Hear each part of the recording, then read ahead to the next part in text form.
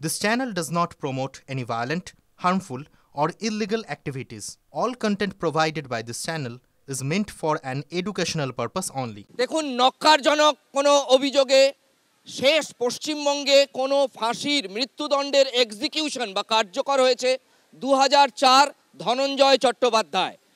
তার আগে পশ্চিমবঙ্গে যে ফাঁসিটা হয়েছিল সেটা হচ্ছে দুজনের জোড়া ফাঁসি। সেটা অবশ্য খুন ছিল, শুধু একটা পরিবারের 7-8 জনকে মেরে দিয়েছিল তারা দুজন। সেটা ছিল 1991, গ্যাপটা ভাবুন।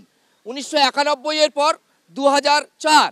যদি আরও পিছিয়ে যাই, এই বিতর্কে প্রয়োজন, যেই জন্য এই স্ট্যাটিস্টিক্সটা দিচ্ছি, যদি আরও পিছিয়ে যাই তাহলে তার আগের যে ফাঁসি হয়েছিল সেটা হচ্ছে 1965 সাল। তার মানে কখনো 25-26 বছর, কখনো 20 বছর, কখনো 13 বছর পর এই রাজ্যে ফাঁসির এক্সিকিউশন হয়েছে বা ফাঁসি কার্যকর হয়েছে। কিন্তু এই বিতর্কে আমরা যেটা খুব প্রাসঙ্গিক একটা বিষয় তুলেছিলাম, যে যদি আরজি করের ক্ষেত্রেও সঞ্জয় রায়ের ফাঁসি হয়, আবার বলছি যদি ফাঁসি হয়, তাহলে দেখা যাবে যে মাত্র 5-6 মাসের মধ্যে 7টা ঘটনায়, যেগুলো অত্যন্ত নক্কারজনক প্রত্যেকটাই, ফাঁসি। এত চার্জশিট তৈরি করার ক্ষেত্রে তাহলে কি আরজি কর আবহে পুলিশের তৎপরতা অনেক বেশি বেড়েছে, নাকি কোথাও পুলিশ আর সিবিআই এর মধ্যে একটা টক্কর ছিল? পশ্চিমবঙ্গের রাজ্য চেয়েছে, অর্থাৎ সরকার চেয়েছে যে পুলিশ আরও ফাস্ট কাজ করুক এবং সিবিআইকে টেক্কা দিক। এই বিতর্কটা আরও একবার উস্কে দিলাম। অনির্বাণ, দেখুন, এক্ষেত্রে কোনো টক্করের প্রশ্ন নেই। পুলিশ তার মতো কাজ করেছে। তারপর ট্রায়াল কোর্ট, আপনি যেটা খেয়াল করবে দেখবেন যে রায় ঘোষণা, অর্থাৎ গোটা ট্রায়ালটা কমপ্লিট করে দেওয়া, এই ট্রায়াল কোর্টের ভূমিকা এখানে অত্যন্ত গুরুত্বপূর্ণ। আগের তুলনায় পশ্চিমবঙ্গে এই মুহূর্তে ফাস্ট ট্র্যাক কোর্টের সংখ্যা বহুগুণ বৃদ্ধি পেয়েছে। গোটা ভারতবর্ষের মধ্যে প্রথম 5টি রাজ্যের মধ্যে একটি পশ্চিমবঙ্গ ফাস্ট ট্র্যাক কোর্টের সংখ্যার নিরিখে, অর্থাৎ ইনফ্রাস্ট্রাকচার ডেভেলপমেন্ট হওয়ার কারণে কোর্টের নিরিখে বলছি, তারা পারছে যে অলমোস্ট প্রতিদিন ধরুন সাক্ষী হওয়া, যেটা আমরা শিয়ালদা কোর্টের ক্ষেত্রে দেখেছি প্রায় প্রতিদিনই শুনানি হয়েছে। এরকম বাকি মামলাগুলির ক্ষেত্রে দুটো শুনানির মাঝখানে যে গ্যাপ, সেটা যদি কমিয়ে আনা যায়, ন্যাচারালি গোটা প্রসেসটা অনেক বেশি এক্সপার্টাইট হয়ে যাবে। সেইটা করা সম্ভব হয়েছে কারণ কোর্টের সংখ্যা বৃদ্ধি হয়েছে। রাজ্য সরকার এই দিকে অনেক বেশি নজর দিয়েছে ইনফ্রাস্ট্রাকচার তৈরিতে, যেটা আগের আমলে আমরা জানি কি হাল ছিল। কোর্ট ছিল দেখতে কোর্টের মতো, কাজের কাজ বিশেষ কিছু হতো না, কারণ ম্যান পাওয়ার ছিল না। বেশ, অনির্বাণের যুক্তি শুনলাম। দেখুন, পোস্ট আরজি কর, অর্থাৎ আরজি করের পর যে 3টে ঘটনা হয়েছে, যে 3টে রেপ, প্রত্যেকটাই পক্সো মামলা এবং প্রত্যেকটাই কিন্তু নাবালিকা, কোথাও শিশুকন্যা। সেগুলো হয়েছে, ঘটনাগুলো ঘটেছে, কোনোটা সেপ্টেম্বরে, কোনোটা অক্টোবরে। তার রায় বেরিয়ে গেল, সাজা ঘোষণা হয়ে গেল ডিসেম্বরে। এই যে ডিসেম্বর জানুয়ারি, অর্থাৎ এই যে দ্রুততা, এই দ্রুততার কারণ কি? দেখুন রাজা, ফাঁসি আর মাসি এই দুটো শব্দ মনে রাখবেন, ঈশ্বরচন্দ্র বিদ্যাসাগরকে মনে রাখবেন। একটা গল্প ছিল, যখন ফাঁসির অর্ডার হয়ে গেল, মাসিকে ডেকে কানে কানে কানটা কামড়ে দিয়েছিল যে তুমি আমায় আগে সাবধান করনি কেন। পশ্চিমবাংলা, কামদুনি, হাঁসখালি, পার্ক স্ট্রিট পরপর একটার পর একটা ঘটনা দেখেছে। প্রত্যেকটা মেয়ের চরিত্র নিয়ে হনন করা হচ্ছে, লাভ অ্যাফেয়ার, প্রেগনেন্ট, এগুলো কে বলেছিলেন? এই ঘটনাতেও তো বলা হয়েছিল। রায় না রায়, গুলিয়ে দেওয়ার চেষ্টা হয়নি।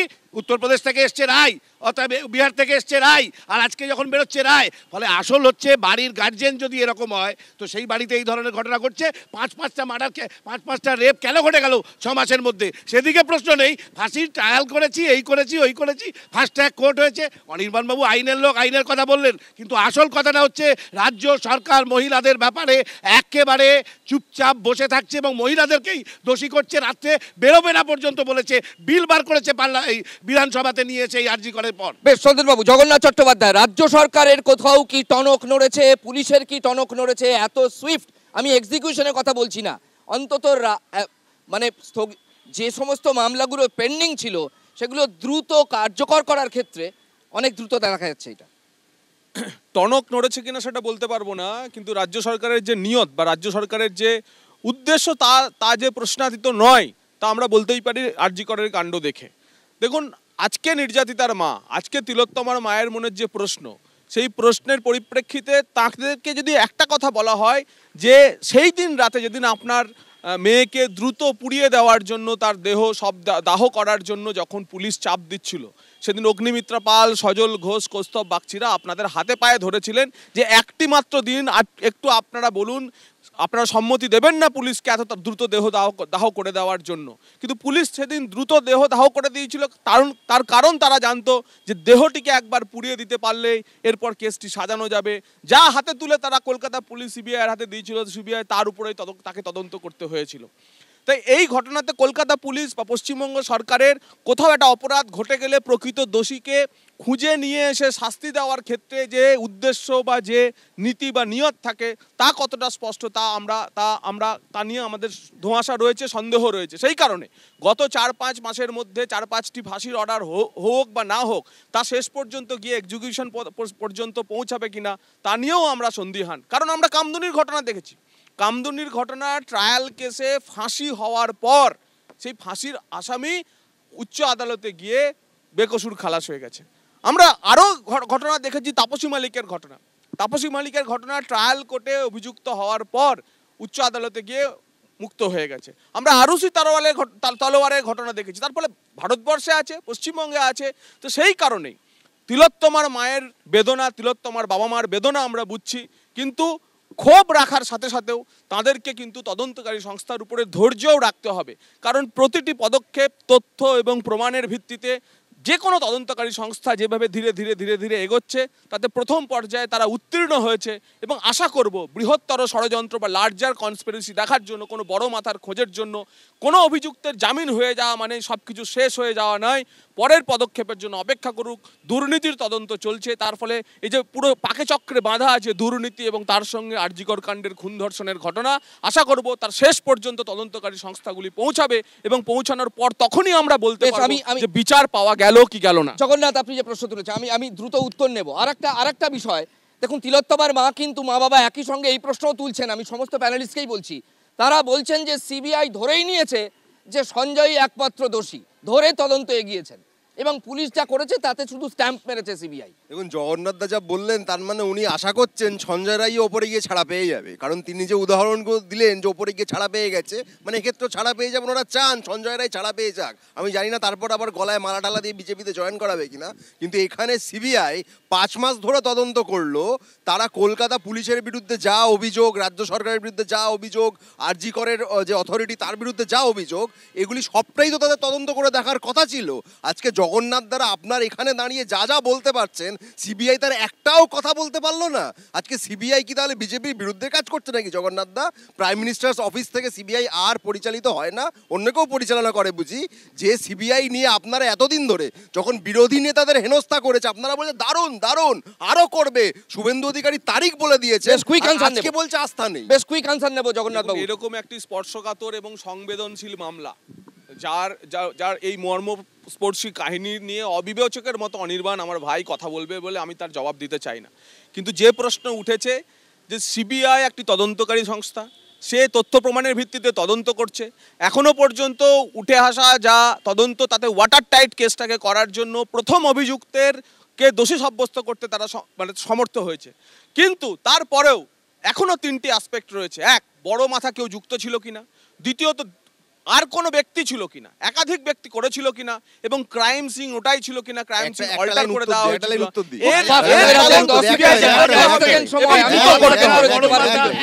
এই বড় মাথা করতে গিয়ে সুদীপ্ত সেন আর সঞ্জয় রায় একই রকম টাইপের হয়ে যাচ্ছে। এই বিচারগুলো হিমঘরের মধ্যে ঢুকে যাচ্ছে। যেমন করে সারদার লক্ষ লক্ষ প্রতারিত টাকা পায়নি, নারদায় বিচার হয়নি, উল্টে তৃণমূল থেকে দল চেঞ্জ করে বিজেপি হয়ে গেলে। কিন্তু বাংলার মানুষ কি পেল? এই মেয়েটিকে নিয়েও সেই ঘটনা হবে, তৃণমূল আর বিজেপি মিলে। কেউ বলছে যে আরো কেউ জড়িত ছিল কিনা, মানে খুন ধর্ষণের ঘটনা সিবিআই কে বলেননি কেন?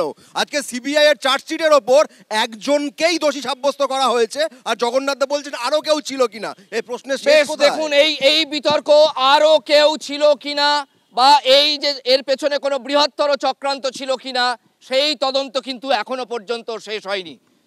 আজকের বিকেলের বিতর্কে বাইরের পর্ব শেষ, এবার চলে যাচ্ছি স্টুডিওতে। আপনারা কিন্তু আমাদের চ্যানেল ছেড়ে উঠবেন না প্লিজ। দেখুন রাজা, তোমার কথা প্রসঙ্গেই বলি, দেখো একাধিক প্রশ্ন উঠে এলো। অনিকেতের কাছে একটু যাই। অনিকেত, আমি যেটা ফিরদৌস তামিমকে প্রশ্নটা করেছিলাম যে একের পর এক স্ট্যাটাস রিপোর্ট তো সুপ্রিম কোর্টে সিবিআই জমা করেছে, দ্বিতীয় শুনানির দিন, সুপ্রিম কোর্টের দ্বিতীয় শুনানির দিন, সেদিনকে জাস্টিস ওই একটি রিপোর্ট দেখে বলছেন যে 30 বছরে এমন জিনিস দেখেননি, সুপ্রিম কোর্টে বলছেন মহামান্য বিচারপতি। আর আজকে লোয়ার কোর্টে, ট্রায়াল কোর্টে, সেখানে কিন্তু যে চার্জশিট জমা পড়লো, সেখানে রাজ্য পুলিশের যে আধিকারিককে গ্রেপ্তার করা হয়েছিল বা আরজি করের যে তৎকালীন অধ্যক্ষকে গ্রেপ্তার করা হয়েছিল সিবিআইয়ের তরফ থেকে, চার্জশিটে তাদের নামের একটা অক্ষর পর্যন্ত নেই। যে জায়গাটা বলার সেটা একদমই ঠিক, যে দেশের সর্বোচ্চ তদন্তকারী সংস্থা সিবিআই, দেশের সর্বোচ্চ কোর্ট সুপ্রিম কোর্ট মনিটর করছে এই সিবিআই ইনভেস্টিগেশন। কিন্তু তারপরেও যখন আমরা দেখলাম, আমরা যখন কর্মবিরতি চালাচ্ছিলাম, তখন সুপ্রিম কোর্টের যে প্রমনেস ছিল, যে অ্যাকশন ছিল, আজকে যখন অভয়ার বাবা মা, তিলোত্তমার বাবা মা যখন রাস্তায় রাস্তায় দরজায় দরজায় ঘুরে বেড়াচ্ছেন বিচারের দাবিতে, তখন কই সুপ্রিম কোর্টের এই মানবিক দৃশ্যটা আমরা দেখতে পাচ্ছি না? তখন তো আমরা যে মানবিকতার জায়গা থেকে বিচারের দাবিতে এগিয়ে আসার প্রশ্ন কই আমরা দেখতে পাচ্ছি না? আপনারা যে প্রশ্ন এইখানে তুলেছেন যে এই এত ইয়ে হচ্ছে, ধর্ষণের মামলা ঘটছে এবং সেই জায়গা থেকে ফাঁসির দিকে এগিয়ে যাচ্ছে, আমার প্রশ্নটা একটু আগে, যে একজন নাগরিক হিসেবে একটা সুস্থ সমাজে এই ধরনের ঘটনা কেন দেখতে হবে? ঠিক। তাহলে আমার প্রশ্ন হওয়া উচিত, এমন সমাজটা সুন্দর হবে যেখানে কোনো বাবা মার কোল খালি হতে পারে না, কখনো কোনো সহপাঠিনীর যন্ত্রণার জন্য একজন চিকিৎসকের কর্মবিরতিতে যেতে হবে না। এই ধরনের সুন্দর একটা সমাজের কথাই তো আমরা কল্পনা করেছিলাম, আমরা ভেবেছিলাম। তাহলে কেন এরকম হচ্ছে? এই জায়গাটায় নাগরিক সমাজ থেকে শুরু করে চিকিৎসক সমাজ থেকে শুরু করে সমাজের সমস্ত স্তরের মানুষকে এই জায়গাটার উপর প্রত্যক্ষ পরোক্ষভাবে কাজ করার প্রয়োজন আছে বলে আমি একজন নাগরিক হিসেবে মনে করি, চিকিৎসক হিসেবে মনে করি। কাকু, আপনার কাছে একটু যাই। তিলোত্তমার বাবা আমাদের সঙ্গে রয়েছেন। কাকু, একটা ন্যারেটিভ অলরেডি তৈরি করা হয়ে গেছে, চেষ্টা বলবো না, অলরেডি হয়ে গেছে, ম্যাটার অফ ফ্যাক্ট দেখেই হয়তো হয়েছে, যে রাজ্যের পুলিশ ভালো কাজ করছে না কেন্দ্রের তদন্তকারী সংস্থা সিবিআই ভালো কাজ করছে। কিন্তু কাকু, এই প্রশ্নটা কোনো জায়গা থেকে উঠলো না যে আর কতদিন এই জিনিসটা চলবে, আর কতদিন আমাদেরকে খবর পড়তে হবে অমুক জায়গায় ধর্ষণ হয়েছে। এটা আমি একটা কথা বলি, যেদিন আমার মেয়ে মারা গেছে আমি 10:53 ফোনটা পাই এবং 12:15 আমরা হসপিটালে এসে পৌঁছাই। তখন 12:15 এসে আমার মেয়ের স্বাভাবিক কোথায় আছে আমার মেয়ে খোঁজাখুঁজি শুরু করি। তখন আমরা জানতে পারি সেমিনার রুমে আছে আমার মেয়ের দেহ। আমরা সেমিনার রুমে পৌঁছাই। সেই দিন আমার মেয়ের মৃত্যু যতটা দুঃখ বেদনা আমাদের না দিয়েছিল, পুলিশের সেই দিনের যে কর্মকাণ্ড, আপনি যদি সেই 12:15 থেকে আমরা যখন শেষ পর্যন্ত দেখি রাত্রির 1টা পর্যন্ত, পুলিশের যে কর্মকাণ্ড এবং প্রশাসনের যে কর্মকাণ্ড, সেটা আমাদের জীবনে আরও বেশি দুঃখ দিয়েছে। সেটা আমি চাইব ভবিষ্যতে যেন কোনো মা বাবার এইরকম সমস্যার সামনে না হতে হয়। আমার মেয়ে একটা জায়গায় পৌঁছেছিল, সে তাকে খুন করা হয়েছে, সেটা সরাবার জন্যে বা ধামাচাপা দেওয়ার জন্যে পুরো প্রশাসনিক যন্ত্র ব্যবহার করা হয়েছে। এবং পুলিশ টালা থানার সামনে, আমরা যখন আমার মেয়ের দেহ আমরা দেখতে না পাই 7টার লাস্টে বের করার সময়, তখন আমরা টালা থানার সামনে গিয়ে 2 ঘন্টা বসেছিলাম। তখন ওখানে অগ্নিমিত্রা পাল, সজল ঘোষ, কৌস্তব বাগচি এরাও উপস্থিত হয়েছিলেন। তখন পুলিশকে নানানভাবে, পুলিশ এমন ব্যারিকেড করে রেখেছে আমাদের গাড়িটাকে, আমাদের গাড়ির ড্রাইভারকে নামিয়ে দিয়ে, আর অটো লক গাড়ি, আমাদের দরজা অটোমেটিক লক হয়ে গেছে, আমরা বেরোতে পারছি না, আর পুলিশ পুরো দরজার সঙ্গে আমরা দাঁড়িয়ে রয়েছি। আমাদের ওই 2 ঘন্টা গাড়ি থেকে নামতেই দেয়নি। প্রথম 15-16টা পুলিশ ছিল, কৌস্তব বাগচি অনেকক্ষণ চেষ্টা করলো, লাস্টে যখন ঘণ্টাখানেক পরে প্রায় 200 পুলিশ ওখানে উপস্থিত এবং কিছু উইদাউট ইউনিফর্মের লোকজন ওখানে এসে আমাদের ওপরে পুরো চড়াও হতে শুরু করে দিল ওখানে দাঁড়িয়ে। হ্যাঁ, থানার সামনেই। এবং আমার বাড়ির থেকে ফোন আসা শুরু হয়। ওখানে পুলিশ কিছু বলেনি? না, পুলিশ কোনো ব্যবস্থা নিচ্ছে না, পুলিশ আমাদের গাড়ি থেকে নামতে দিচ্ছে না, পুলিশ তো কোনো ব্যবস্থা নিচ্ছেই না, পুলিশ কোনো কথাও বলছে না। উল্টে আমার বাড়ির সামনে থেকে ফোন আসছে, তোমরা কোথায়, তোমার মেয়ের দেহ তো শ্মশানে নিয়ে যাওয়ার তোড়জোড় করছে। তখন আমরা বাধ্য হয়ে বাড়ি ফিরে যাই এবং বাড়ির সামনে গিয়ে 300 থেকে 400 পুলিশ আমার বাড়ির সামনে পুরো রাস্তা, মানে প্রায় 500 মিটার রাস্তা পুরো পুলিশ ঘিরে রেখেছিল। কি প্রয়োজন ছিল সেদিন? আমার মেয়েকে আরজিকর থেকে 20 মিনিটের মধ্যে সোদপুরে আমার বাড়িতে পৌঁছে দেওয়া হয়েছে গ্রিন করিডোর করে। একটা আমার মেয়ে মারা গেছে, তাকে ভিআইপির মর্যাদা দেওয়া হচ্ছে তখন। পুলিশ সেটা কি কারণে করেছিল সেটা একটা প্রশ্ন। এবং সেদিন আমাদের লোকাল এমএলএ এবং আমি যাদের ফোন করে ডেকে নিয়েছিলাম তৃণমূলেরই সোমনাথ দে এবং সঞ্জীব মুখার্জি, এদের এত কী তৎপরতা ছিল আমার বিরুদ্ধে গিয়ে কাজ করার। আমার মেয়ে মারা গেছে, পুলিশ আমাদের সহযোগিতা করবে কোথায়? পুলিশ টোটালি আমাদের অসহযোগিতা করেছে এবং আমাদের ওপর মানসিকভাবে অত্যাচার করেছে।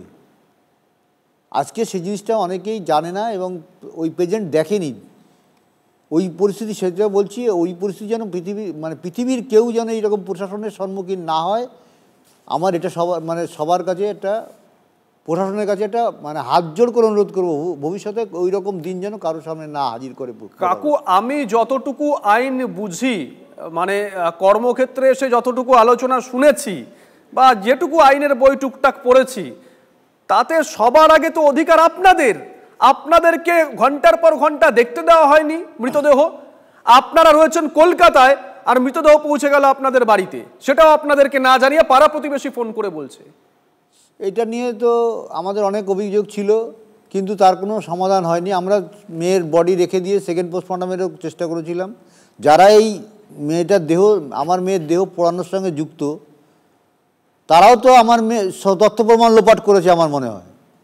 তাদের এগেনস্টেও সিবিআইয়ের ব্যবস্থা নেওয়া উচিত।